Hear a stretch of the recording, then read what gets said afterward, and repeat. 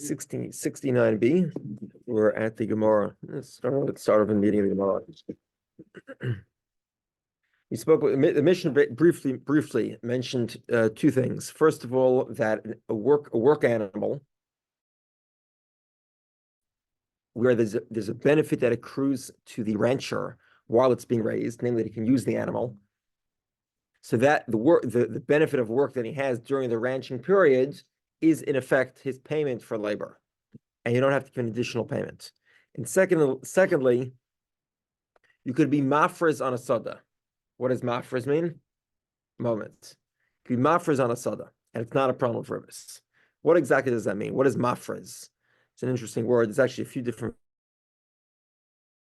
variations. Some say the word is spelled a little bit differently. Okay, we're going with the second version of Rashi. 9b. Mafrez al sadeh of ein chayish mishum ribis. You could do mafrez. What does that mean? Ketzad. How do you do that? So you rent the field for 10 kor of chit, 10 kor of wheat. That would be, let's say, 10 bushels of wheat. You tell him, you tell the owner of the property, I'd like another 200 zuz so that I can fertilize the field, and I'll raise the rent. And I'll give you 12 kurim, an additional 2 kor, for the fact that you give me the fertilizer. So Gemara says, mutter, this is permitted. You can look at this as though it's ribbits. Why? Because you can say in a certain sense, there's a loan here. The fertilizer is being paid up at a later point in time for 2 kor of wheat.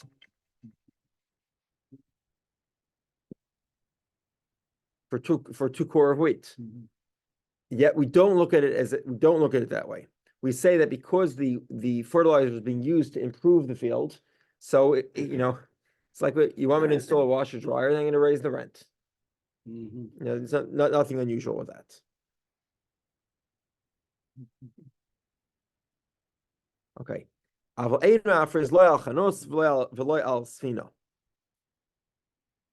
second.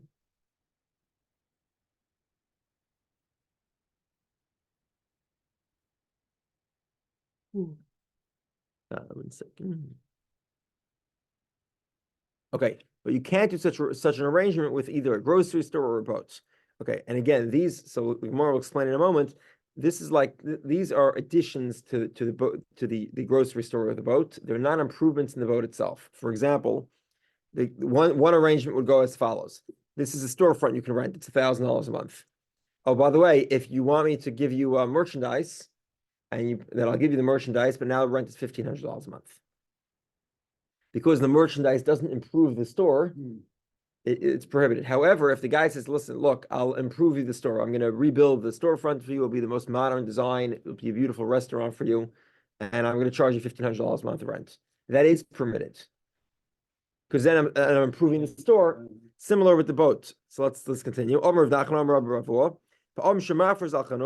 You're allowed to do this hafraza arrangement with a grocery store or with a storefront. How do you do it? Lotzer batsura, to make pretty designs. So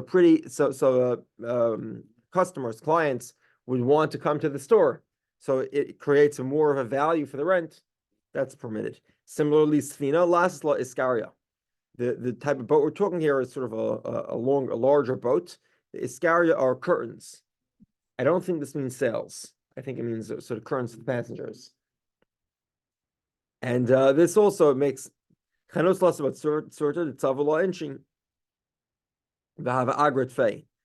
People like these images, these drawings on these paintings. So people pay more for it. The agrafei is worth more for rent. I hear they talk about the mast. Oh, it's a mast. Okay, it's a mast. Yeah. So Sfina lasses l'skaria kima de shapira iskaria tfei agra. Kima iskaria tfei agra tfei sfinta. When the boat has a nicer mast, so then the sales are improved sales, so then it can earn more money in rent, and there's nothing rubbish about that. So graffiti in the storefront might be handy. I guess depends on the city and the style. Although I could see that being sort of part of a modern modern storefront art. There you know? go, yeah. Amarav, agra upagra. Sfinta, amarav, agra upagra. Okay, if you're renting a boat, you get agra upagra. What does that mean? So, like we explained, typically in a lease, you pay a fee for renting the item, and you're entitled to normal wear and tear. This is like something similar when you rent property in real estate. Something called a triple net lease, where basically the renter pays for everything, even for normal depreciation. If the toilet breaks in a triple net lease, you don't call the landlord. Take care of it yourself. So this is sort of a type of way of renting a boat. Not only do you rent the boat, but you pay for the wear and tear of the boat. And the Gemara doesn't like that, because if you're renting it, that effectively includes wear and tear of the boat. Right. That is what you're renting. If you're renting it, you think you're just going to tie it and keep it tied to the pier the whole time. Obviously, you're going to use it, and there's going to be wear and tear on it. That's why when you rent a car or you rent a machinery, wear and tear is usually included, because obviously nobody intends on renting a car and keeping it parked. Okay, so agra pagra, Rav Kahana, Rav Asi, Rav, I agra loy pagra, vi pagra loy agra. If you're paying for the normal course of use, then you shouldn't be paying for rent. Paying for rent is a payment for time plus course of use. Why are you paying for both? Shosik, he was silent. Rav Amar Rav Sheshis, Rav said the name of Sheshis. Sorry, Shosik Rav. Rav was silent. Amar Rav Sheshis, my time was Shosik Rav. Why was Rav silent? He could have given a simple answer. L'shmielei, Hadatani, did he not know this price? What is Sayin Barzal? We'll learn about it in another couple of minutes. Sayin Barzal is a ranch relationship where the complete responsibility rests with the rancher. So the rancher gets small animals. His job is to raise them to big animals. And if anything happens to them, it is the rancher's responsibility. So this is a type, this looks like ribbis. So therefore, it looks like you're loaning animals and paying, and paying more for the animals than you borrow them for. Right? Okay. 1 second. So you're you can't accept animals of Tzayin Barzal from a Jew. But you could accept it from a non-Jew. But the rabbis did say, Hasam par l'chaveroi. A guy evaluates his animal for his friend. This animal, if it gets lost, you should know it's a 30-coin animal. And the rental cost is 1 coin per month. Mutter, this is permitted. This is permitted because he did not set a price for the animal. So Gemara asks, obviously he did. Gemara says, he didn't, he did. Okay, meaning over here, there is a demei pagra, there is a price to pay for depreciation, but that price is determined on a what-if basis only at a later point in time after the animal dies, and it wouldn't be determined by the 30 coins they set out, it would be determined by market value. So therefore, this is permitted. Okay, meaning to set the cost of depreciation and to charge rent, that's considered sort of like a double jeopardy. And you can't, there's an aspect to ribbis. Why? Because it looks like that instead of, normally when we talk about an item, we either talk about shayal borrowing or tzeicher leasing. Why is this? Because the item is returned as it was loaned. But in a case where you can use the item and the item actually depreciates, so now instead of looking at it as a shayal or a tzeicher, we look at it as a halva b'ribbis. It's as if you could spend the car. Meaning, a regular rental car, what happens? You rent the car and the rental fee includes the normal wear and tear of the car. Now, the reason is because you can't spend the car, right, by using it as a stunt car and then give them a new car that's equivalent. A car is not a loan, like it's not a halva, it's a schirus. You have to give back the same item. However, if you're charging for depreciation, you're giving the guy a bulldozer or a boat. You're telling him, you're allowed to use the boat. Oh, and by the way, you have to pay me for the use of the boat. It's as if he's, quote unquote, spending the boat. It's like a halva of the boat, not like a schirus. because you're charging it, and if it's a halva, then it's a halva with ribis. In other words, the loan here, the spending component, that's the depreciation. The ribis now is going to be the rental fee. It's sort of an interest payment on top of the quote unquote spending of the boat. Similarly, over here, you're lending a guy, you're giving a guy an animal that will depreciate based on the use that you're doing, and you're charging potentially for the depreciation. Gemara says it's still permitted as long as you don't set a fixed cost. Sort of if it depreciates, then you'll pay me at the market value at the time of depreciation.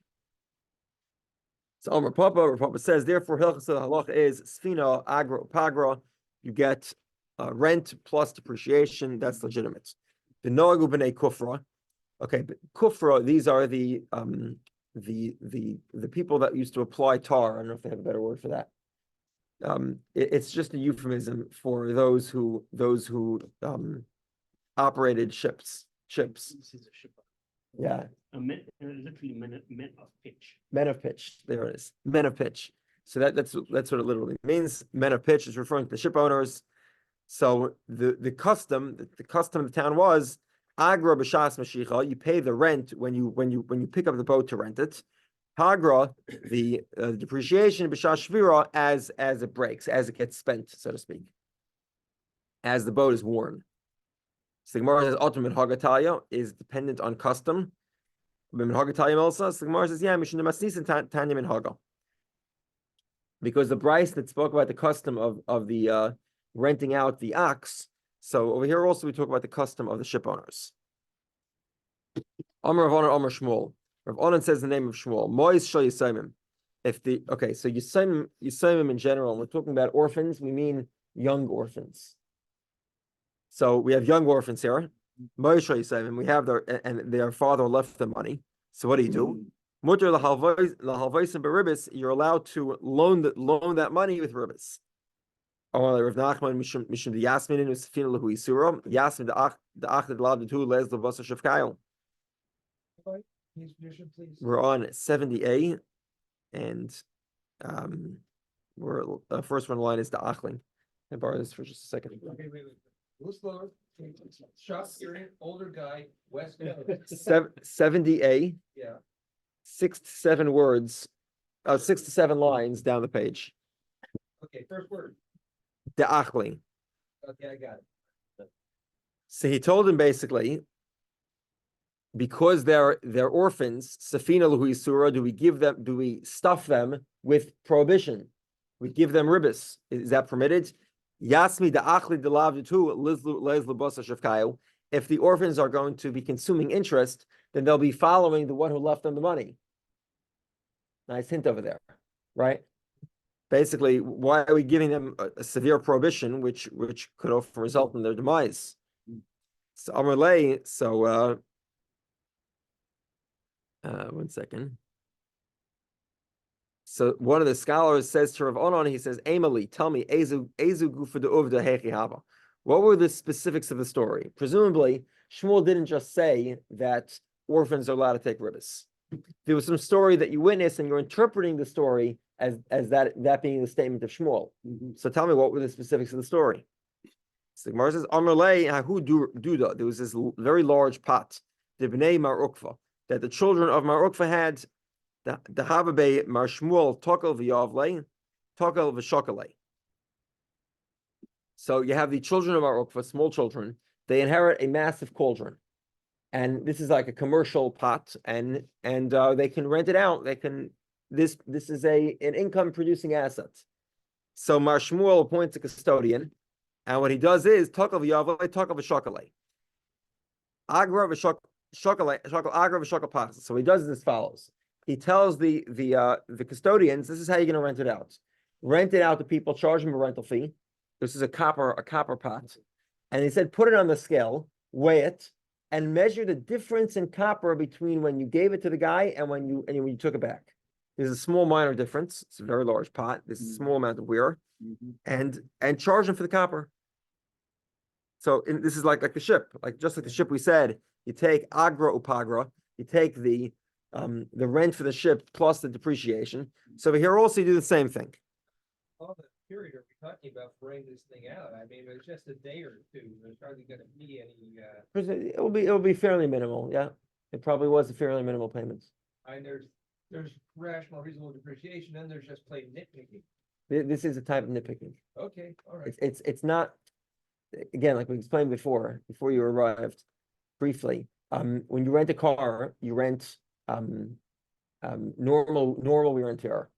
The tire wears down or needs an oil change, it's the responsibility of the rental car the Right. rental car. It's not your responsibility. If there's a small nick or a tiny dent or something that's normal wear and tear, you're not responsible for that. Okay, all right.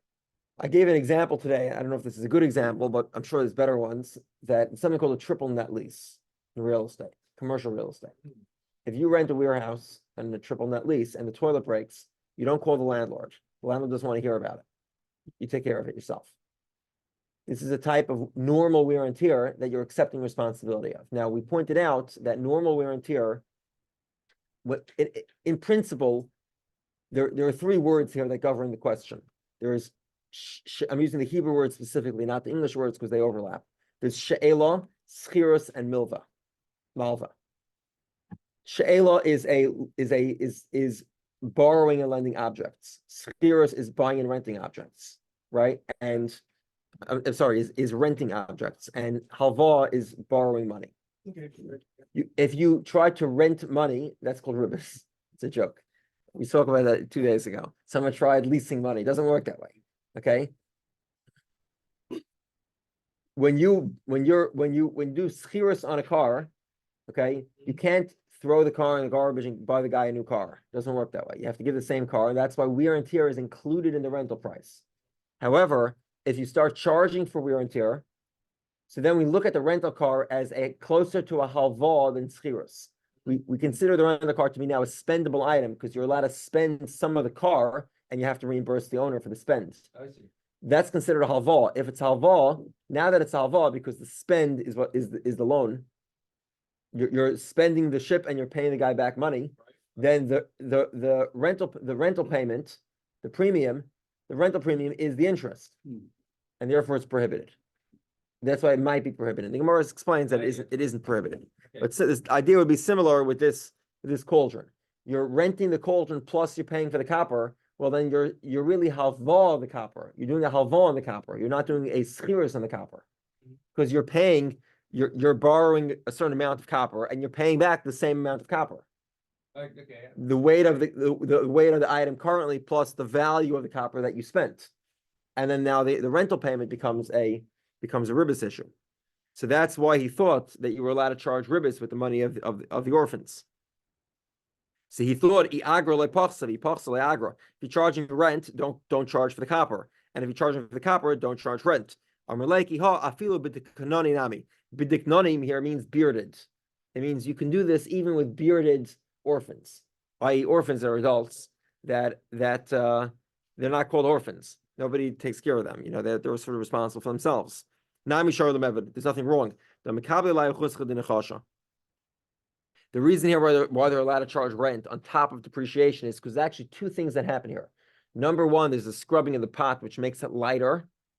But number two, when you put this pot on the fire, it ruins the copper. So the rent is not there's two issues here. There's the loss of copper and the ruining of copper. The loss of copper is what you're paying for pachsa, for the loss of the copper. That's what he's weighing it to see how much it is. And then the rental money is for the fact that you're scorching the copper. The Kamma demikli nechsha botzi dema, it's worth less. Omer Rabbi Shila Omer Chizda, Amrila Omer Rabbi Bar Yosef. But I'm sorry. But Amrila, some say Omer Rabbi Yosef, Rabbi Bar Yosef Bar Kamma, Omer of Sheshes, Mois Shayisayim, the money of orphans, Mutul Havaisim Karav Laschar V'Rochik Lahefset. You're allowed to loan them out using an avak ribis. Avak ribis, we said, is like the dust of ribis. These are the types of, a lot of the types of stuff we're talking about. You know, giving it to a rancher and not accepting loss, or not paying the rancher for his labor in a scenario where the rancher doesn't otherwise have a significant fringe benefit. All this is permitted for orphans. Okay, and the reason for this is because the rabbis wanted to make sure that the orphans will reach adulthood without ending up in abject poverty and suffering tremendously. So rabbis permitted avak ribis for them. Tana Rabbanon, the rabbis taught, somebody who loans out money with a very easily available gain and a very distant possibility of loss, Rasha, he's wicked. Because he's violating the laws of Avak Ribbis, the dust of Ribbis, except for orphans, which the rabbis permitted. Karav lahafsid v'rachik l'schar. If the guy does the opposite, he gives the quote unquote borrower, really more of the one who receives the investment. He gives him most of the money, and he takes a large probability of loss. So that guy's a chassid. He's an extremely righteous person. Either close to loss and close to gain, or distant from loss and distant from gain. So that's normal. So this kaladam, that's the normal course of business, as the economists say. There's no such thing as free lunch, right? It's a risk-reward ratio. Amr le Rabbi Rav Yosef. Rabbi says to Rav Yosef, "Hani zuzi yasme hechi avdina lahu." What do we do with the money of the orphans? Amr le, he says, "Mesivina beidina." We set up a court. V'yavina lahu zuza. And we distribute, the court distributes them a small amount of money on a regular basis to buy whatever necessities they might need. What about the fact that the principal now is depreciating? So he said, okay, I hear.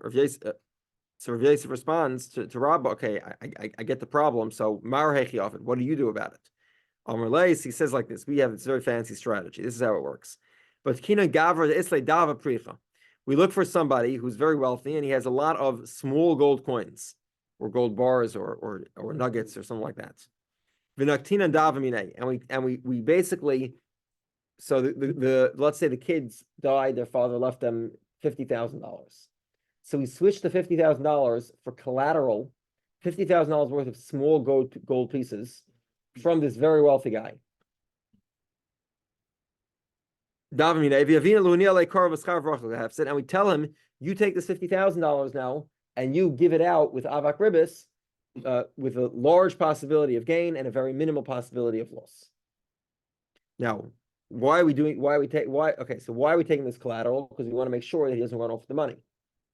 Right? Why this unique type of collateral, small pieces of gold? Don't take anything specific from him. Don't take his car, don't take his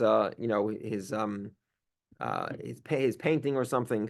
Why? Because maybe the car isn't his. Maybe it's a rental car, so you're not actually getting a collateral, right? The Osimori and the owner is going to come. Yav Simon and B'Shakale, and the original owner is going to come and give the sign and take it back because it never belonged to the rich guy. So therefore, take these small gold pieces, because these gold pieces, they all look the same. There's no simanim to them. It's impossible for somebody to claim them by attaching a siman to them. Rashi says, well, this is all nice if you find a wealthy guy that has, gold pieces around. But what happens if we don't have a guy who has such type of wealth easily available? What do we do then? Are we going to say that the orphans should suffer? Their money should be wasted? Rashi says this is what we do. We see a guy who's well known to be honest and reliable, and he's never had an incident where somebody's come along and confiscated his property because it was lost, because it was stolen, or he owed money or something like that. And it's trustworthy.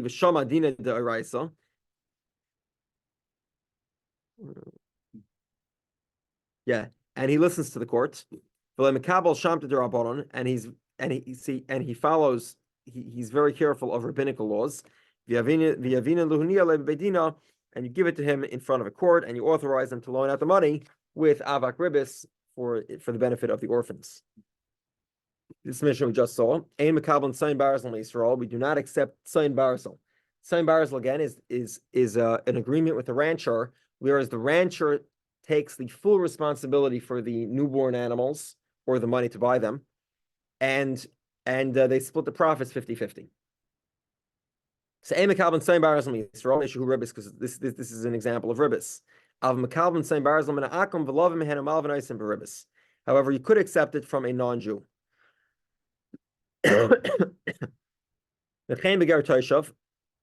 And also from a this is a non-Jew who agrees not to serve idols. He lives amongst the Jews. Malvi Yisrael ma'asef shel akam midas akam. A Jew is allowed to lend out non-Jewish money with the knowledge of the non-Jew. Avalei midas Yisrael, but not with the knowledge of a Jew, and we'll explain later. Okay, so the Gemara says Lamemra de Bereshus in the Mekabel Kaimo. The first implication here is that Sain Barzel, this sort of investment relationship where the rancher has full responsibility, that this indicates that that it's as if we see the animals in the complete domain of the rancher. That's why it's prohibited. But we have a problem here because the law is that if a Jew gets animals from a non-Jew to raise those animals, a rancher, with its Sain Barzel stipulation, meaning the Jew accepts full responsibility for what happens to the animals. And then one of these animals gives birth to an animal, which a year or two later gives birth to another animal that is a bechor. It's a firstborn animal. Does it have the sanctity of sacrifice or not? I'll ask you a question. There's an exemption. There's no bechor here. They don't. There's no. The law of bechor is suspended because a non-Jew owns the animal. So Amar Abaye says, well, it depends. In that price, we're talking about where he doesn't accept full responsibility. So the non-Jew has a partnership in this animal, and therefore he can keep it. But in the scenario of our Mishnah, he does accept full responsibility, and therefore the truth of the matter is, the law of bechor would be in effect. In other words, if this rancher's kids, if the rancher's animals' kids do have the law of bechor. Okay. Rava says if that's the case, even call kibul mora zuza, mora unsa v'zula, Sain Barzel say that is, you don't call that Sain Barzel. It's not. Sain Barzel literally means iron sheep, and the idea here is it's iron because the rancher takes full responsibility. So if that's the case, the rancher is taking full responsibility. If the rancher is not taking full responsibility, we don't call it Sain Barzel. So it's a misnomer. Then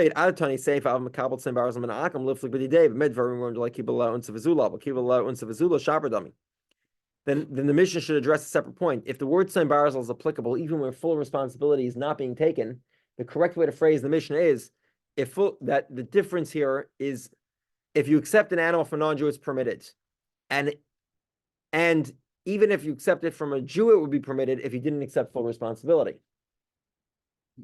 That's much more useful information to know than to tell me that you can't accept it from Jews, in which case I don't know what the law is with regard to where I did not accept full responsibility.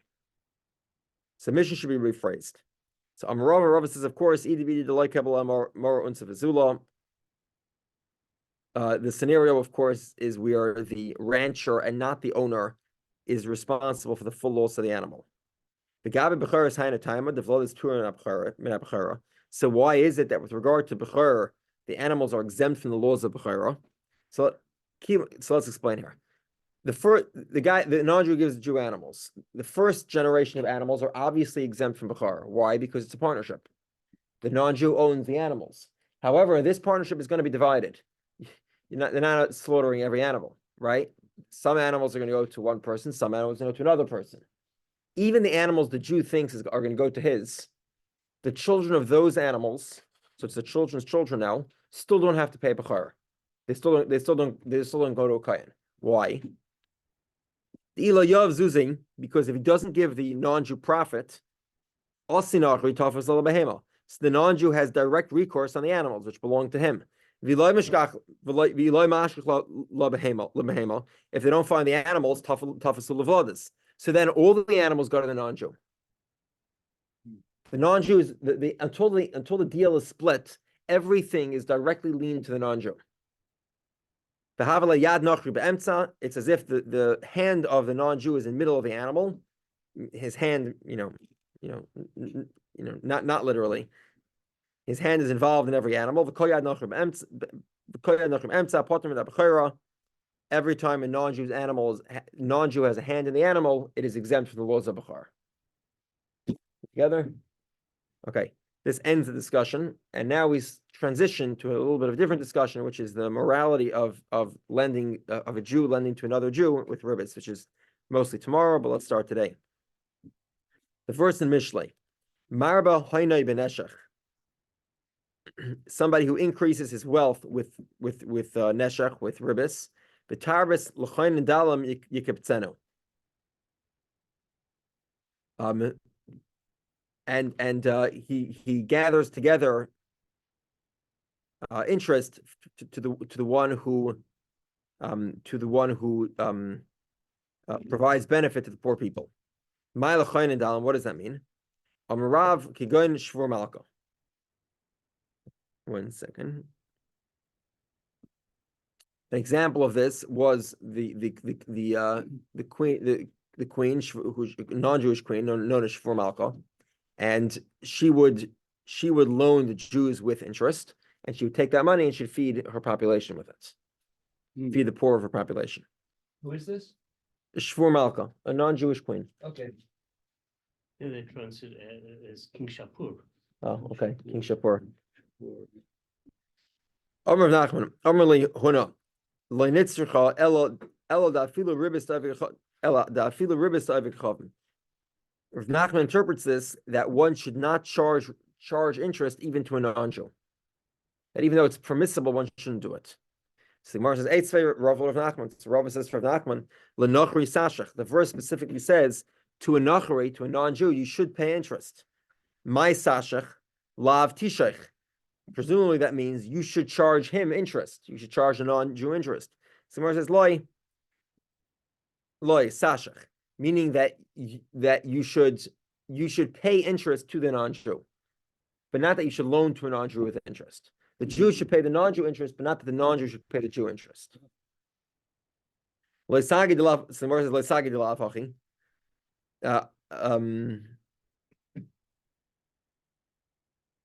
the Gemara says, 1 second. Obviously, if you're borrowing from a non-Jew, you'll pay ribbis. Like the Torah never prohibits that. Why not? The Gemara says, to tell you that your brother, you shouldn't give ribbis to. That's the contrast. That's what the verse talks about giving a non-Jew ribbis. Gemara says, it says specifically that you're not allowed to loan your brother with interest. Why does it need to emphasize it again? Don't charge your brother interest. So Gemara says, it to say to provide two prohibitions for one who loans with interest. Okay, Esvei.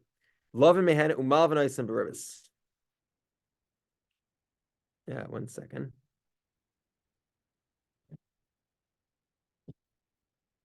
Okay, yeah. You can borrow from a non-Jew, and you can also loan to them with ribbis. And similarly, also a non-Jew that doesn't worship idols. Clearly, in our Mishnah, you can do both. So, why not? This seems to counter Rav Nachman's statement. Rav Nachman says you should not loan to a non-Jew with interest, although you're allowed to borrow from him with interest. The Mishnah seems to indicate otherwise. To sort of earn a living, this is permitted. Okay, it's interesting to point out, in medieval times, the Jews were always known as moneylenders, which is largely true, and part of the reason for that is because they were banned from every other profession. So the only thing they were able to do was loan money, and they sort of became very good at that. And it's interesting. I think this is the Maharshal. He started off his profession making shidduchim. He was a matchmaker. And he used to get very large payments for his matchmaking services. He had a yeshiva, so he knew all the boys. So he would suggest matches, and he would get very large payments for it.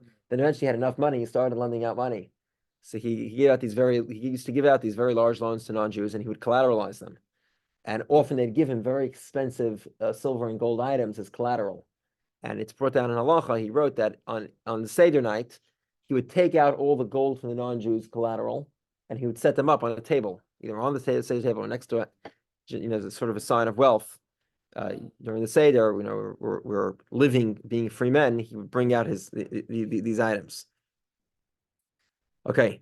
Anyway, So b'chtei chayav, to sort of earn a living, it is permitted to lend a non-Jew with interest. Ravina says, we're talking about scholars.